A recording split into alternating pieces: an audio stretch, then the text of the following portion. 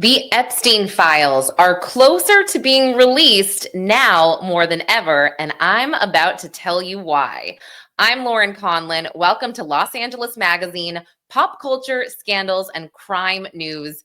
We are going to break everything down as it pertains to the government reopening finally today, fingers crossed, Wednesday, November 12th, and why the government reopening, again, is one step closer to the public getting the full drop of the Epstein files with only the victim names being redacted. First, I'm going to play a video for you from Speaker Mike Johnson. Pay close attention. It's early, okay? Pay close attention because what he says is going to really explain why the files might be coming across all of our computer screens, all of our phones sooner than we think. And then I will explain after I play this short video. When are you going to swear in Congresswoman-elect Adelita Grijalva of Arizona, who was elected way back in September? Yeah, just as I promised, as soon as we get back to legislative session. So, New before we have this vote that we're talking about, she'll be administered the oath. That's After what we the always House say. gavel's in, but before the vote. Right. Yeah, sure. As soon as we get started. Yeah. And then she has said that she is going to be the 218th vote to force the discharge petition to release the Epstein files, et cetera, et cetera. She has the right. I mean, that's immaterial to us. It's now a moot point, by the way. The Oversight Committee has been delving in deeply to the Epstein investigation, and they've released 43,000 pages of the Epstein files, more to come. Subpoenas are being complied with. By the way, the latest batch was the Epstein estate files that is not even considered in the discharge petition, was never mentioned. But that was a treasure trove of information, and they released his personal logs, his flight logs, his financial records, and even his daily calendar. So there's plenty of oversight. All of that information is going to be released to the public. The only thing they're redacting, Jake, is the names of the innocent victims. Sure. And we insisted upon that. And everybody of common sense understands why that is. Of course, the survivors. Speaker Mike Johnson, thank you so much. Really appreciate your time. I hope. Okay, they're very proud every time of confirming that no victims' names will be released. No, we are aware. That's pretty standard. You don't need to pat yourself on the back for that. You heard Speaker Mike Johnson. A new rep-elect, Adelita Grijalva, she's a Democrat from Arizona. She will be sworn in today. And this is very key because she is supposed to be the 218th signature here that's needed to move legislation forward to release the Epstein documents. So this is a discharge petition that the House of Reps has been working on to release these files. But once she gets sworn in and signs this petition, that will start a process for a vote in the House that Speaker Johnson said that he will honor. But that doesn't necessarily mean that the Epstein files are automatically going to be released because President Trump needs to sign off on this bill. And before that, obviously, it needs to go through the Senate. So there could be some blockage here, but the House is doing everything they can to get us these files. Now, I don't necessarily think it was a moot point, like Speaker Johnson kind of said with the release.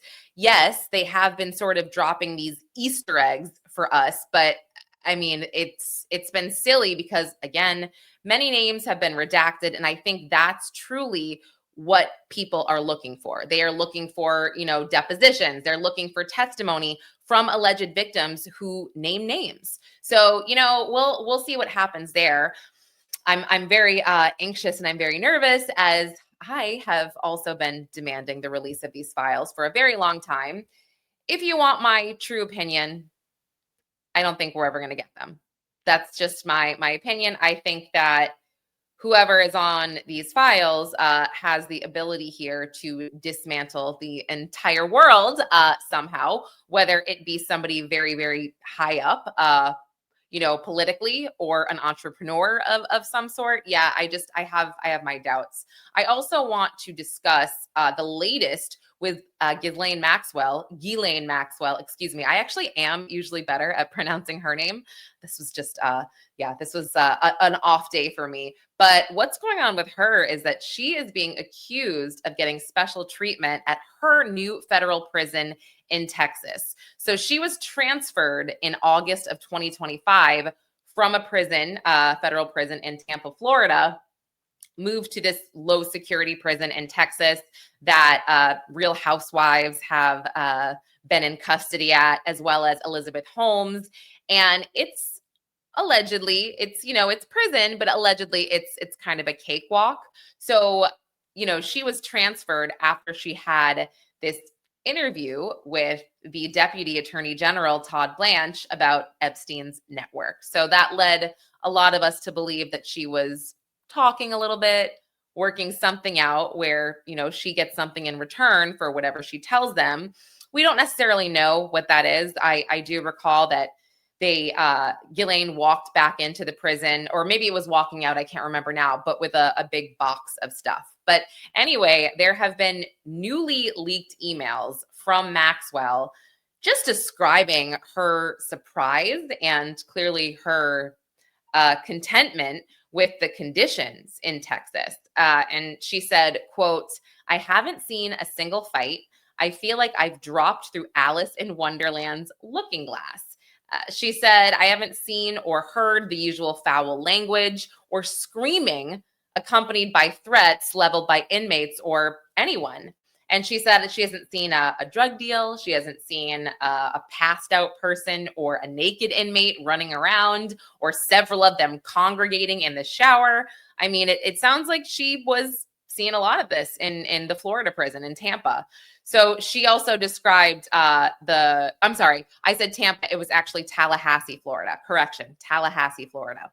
So she had previously described possums falling from the ceiling, and just, possums kind of falling onto the ovens and just mingling and hanging out when there was food being served, and just in the kitchen, and just nasty, a nasty environment that she was living in. So yes, she has been accused of just getting special treatment and being moved there. And look, I mean, it is what it is, guys. I'm not saying she deserves special treatment, but if she is going to get info and you were her, wouldn't you want something in return? Obviously, people don't necessarily speak if, or out of the kindness of their own heart, I guess, even though she should feel some type of guilt if I had to weigh in myself. But anyway, we will see what happens with the government reopening and what that means for the Epstein files. Thank you so much for being here, and thank you so much for listening. I'm Lauren Conlin, and I will see you guys tomorrow for LA Magazine's daily pop culture, scandals, and crime news.